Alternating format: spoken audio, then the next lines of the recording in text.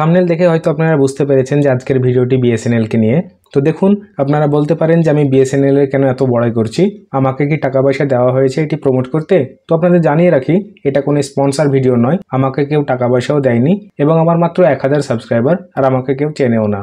যেহেতু বিএসএনএল একটি ভারতীয় কোম্পানি, তাই আমি চাই বিদেশি কোম্পানিগুলোকে এড়িয়ে এই প্রতিযোগিতায় বিএসএনএল যেন আমাদের দেশে 1 নম্বর স্থান অধিকার করে এবং এই বিএসএনএলই পারে আমাদের মতো দেশের যারা মধ্যবিত্ত কিংবা নিম্নবিত্ত মানুষজন আছেন তাদেরকে কম পয়সায় মোবাইল নেটওয়ার্ক প্রোভাইড করতে। কারণ প্রাইভেট কোম্পানিগুলো প্রতিবার 20 থেকে 25% তাদের রিচার্জের প্ল্যানের দাম বাড়িয়ে সাধারণ মানুষদেরকে শুষে নিচ্ছে। অনুমান করুন, যদি একটা ফ্যামিলিতে 5টা মানুষ থাকে, তাহলে 5 জনের কাছেই একটি করে মোবাইল থাকবে। কারণ বর্তমানে মোবাইল একটি অতি প্রয়োজনীয় জিনিস হয়ে পড়েছে। মোবাইল ছাড়া মানুষ এক পাও চলতে পারে না। আগে মানুষের কাছে মোবাইল এতটা প্রয়োজনীয় ছিল না, কিন্তু এখন প্রতিটা মানুষের হাতে আপনি মোবাইল দেখতে পাবেন এবং আমি মনে করি প্রতিটা মানুষের সঙ্গে যোগাযোগ করার জন্য একটি করে মোবাইল সঙ্গে রাখা উচিত। তো যদি পরিবারের 5 জন সদস্যের কাছে 5টি মোবাইল থাকে, তাহলে তাদেরকে কিন্তু 5টি সিম কার্ড ব্যবহার করতে হবে এবং 5টি সিম কার্ড ব্যবহার করার জন্য 5টি সিম কার্ডের রিচার্জও করতে হবে।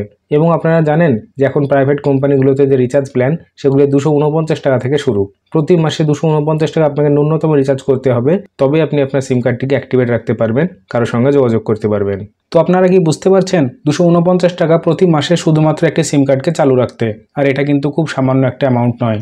আমি তো আপনাদেরকে 4G প্ল্যানের কথা বললাম, তো এই 4G প্ল্যান যদি 249 টাকা 250 টাকা থেকে শুরু হয়, তাহলে ভাবুন 5G প্ল্যান যেটা আছে সেটা কত হতে পারে।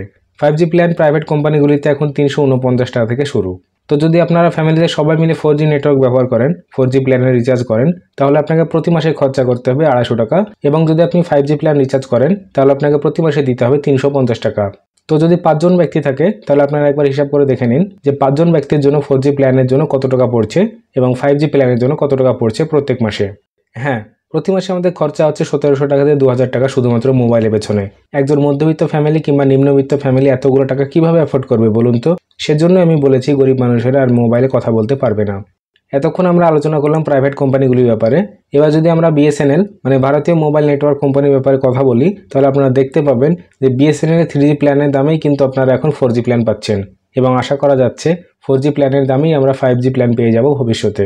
তাই আমাদের উচিত প্রাইভেট কোম্পানিগুলিকে বয়কট করে বিএসএনএলকে এগিয়ে নিয়ে আসার জন্য, কারণ বিএসএনএলই পারে সাধারণ মানুষের জন্য খুব কম পয়সায় কলিং এবং ডেটা দিতে। বিএসএনএল হলো এমন একটি সার্ভিস প্রোভাইডার যা সুদূর এলাকায় নিজের সার্ভিস প্রোভাইড করছে। আপনারা খোঁজ নিলে একটু জানতে পারবেন যে প্রাইভেট কোম্পানিগুলো খুব ভালো সার্ভিস দিলেও এখনও কিছু গ্রামীণ এলাকা আছে, পাহাড়ি এলাকা আছে, যেখানে কিন্তু পরিষেবা ভালোভাবে দিতে পারে না, কারণ সেখানে তাদের টাওয়ার নেই। আমি বলছি কিভাবে। আমাদের ভারতে এমন অনেক জায়গা আছে যেখানে পপুলেশন ডেনসিটি খুব কম। পপুলেশন ডেনসিটি মানে যে এরিয়াতে খুব বেশি লোক নেই, সুদূর এলাকা, মানে মিজোরাম, মণিপুর, উত্তরাখণ্ডে, পাহাড়ি এলাকায়, অরুণাচলে কিছু গ্রামে যেখানে গুনলে দেখা যাবে 8-10টা ঘর আছে মাত্র, 15টা ঘর আছে, 20টা ঘর আছে মাত্র। এখন এই 20টা ঘরে ইন্টারনেট প্রোভাইড করার জন্য প্রাইভেট কোম্পানিরা এত টাওয়ার লাগাবে না। তারা এত পয়সা কেন খরচা করবে? আপনারা জানেন একটা টাওয়ার লাগাতে কত খরচা আসে আর কতগুলো সাবস্ক্রাইবারকে তারা সার্ভিস দেবে? তারা শুধুমাত্র 4-5টা ঘরের জন্য সেখানে টাওয়ার লাগাবে না, আর ওরা লাগায়ও না। তো এই সমস্ত লোকদের টাওয়ারে কিন্তু অনেক প্রবলেম আসে, নেটওয়ার্ক আসে না এই সমস্ত লোকদের। আমি এমন অনেক ইউটিউবারদের জানি যারা নাগাল্যান্ডে থাকে, তারা 2-3 দিন পর্যন্ত ভিডিও আপলোড করতে পারে না, কারণ তাদের নেটওয়ার্ক থাকে না। তারা পাহাড়ি এলাকায় থাকে এবং যে সমস্ত প্রাইভেট কোম্পানিরা রয়েছে তারা অনেক দূরে দূরে টাওয়ার লাগায়। 5Gর কেসে আপনারা হয়তো জানবেন যে 5Gর ক্ষেত্রে আরও অনেক বেশি টাওয়ার লাগানোর প্রয়োজন পড়ে, কেননা 5Gর স্পিড অনেক বেশি কিন্তু তার কভারেজ খুব কম। 5G টেকনোলজি এইভাবেই কাজ করে, এর পার্টিকুলার ব্যান্ডউইথ আছে।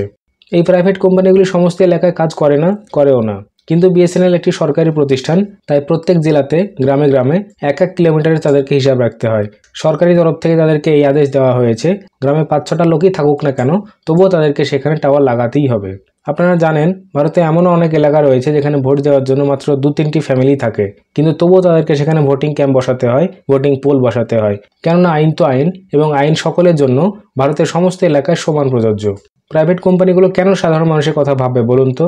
তারা তো নিজের আখের গোছাতেই ব্যস্ত, তারা শুধু নিজের মুনাফার ব্যাপারেই ভাববে। কিন্তু বিএসএনএল হলো একটি ভারতীয় সংস্থা, একটি ভারতীয় কোম্পানি, তাই বিএসএনএল সকল ভারতবাসী কথা ভাববে। একটা টাওয়ার বসাতে কোম্পানির অনেক টাকা খরচা হয়, তো সেখান থেকে প্রাইভেট কোম্পানিগুলো মুনাফা উঠে আসবে না, তো তারা কেন টাওয়ার সেখানে বসাবে বলুন তো? কিন্তু এই ক্ষেত্রে বিএসএনএল কিন্তু সেই রকম নয়, যেহেতু এটি একটি ভারতীয় কোম্পানি, প্রাইভেট কোম্পানি নয়, তাই বিএসএনএল এর টাওয়ার গ্রামে গঞ্জে, শহর এলাকায় সমস্ত জায়গায় এই টাওয়ার বসানো হবে এবং অলরেডি টাওয়ার বসানোর কাজ শুরুও হয়ে গেছে। সরকারি হিসাব অনুযায়ী এই বছরের শেষের দিকে আমাদের ঘরে ঘরে পৌঁছে যাবে 4G নেটওয়ার্ক, তাও খুব স্বল্প খরচে। এবং এটি একটি সরকারি সংস্থা হওয়ার কারণে সকলে এই সুবিধাটি পাবেন, পুরো ভারতবাসী। অন্য কোনো বিষয় হলে আমি বলতাম সেখানে ঘোটালার একটা ব্যাপার থাকে, কিন্তু যেহেতু এটি একটি নেটওয়ার্ক তাই এখানে সেরকম কোনো সম্ভাবনা নেই। আমরা সকলে এই সুবিধাটি পাবো খুব অল্প খরচে। তাই আমাদের দেশের সম্পদ, নিজের গর্বকে এগিয়ে নিয়ে আসতে আমাদের সাহায্য করতে হবে। তাহলে প্রাইভেট কোম্পানিগুলি বুঝবে কত ধানে কত চাল। কারণ মানুষের জন্যই জিও, এয়ারটেল, ভিআই। এয়ারটেল, ভিআই জিওর জন্য মানুষ নয়, মানুষকে নিয়েই তাদের ব্যবসা। মানুষের ব্যবসা জিও, এয়ারটেল, ভিআইকে নিয়ে নয়। তাই যদি তারা ন্যায্য মূল্যে সঠিক পরিষেবা দিতে না পারে তাহলে তাদেরকে পিছিয়ে পড়তেই হবে। তো চলুন আমরা ধীরে ধীরে বিএসএনএলকে এগিয়ে নিয়ে আসি এবং আমাদের দেশের সম্পদকে আরও বাড়িয়ে তুলি। আজকের ভিডিও এইটুকুই, দেখা হচ্ছে পরের ভিডিওতে। আজকের ভিডিওটি আপনাদের কেমন লাগলো কমেন্ট সেকশনে অবশ্যই জানাবেন। ভিডিওটি ভালো লাগলে লাইক এবং শেয়ার অবশ্যই করবেন। আশা করি সকলে ভালো থাকবেন, সুস্থ থাকবেন। ধন্যবাদ।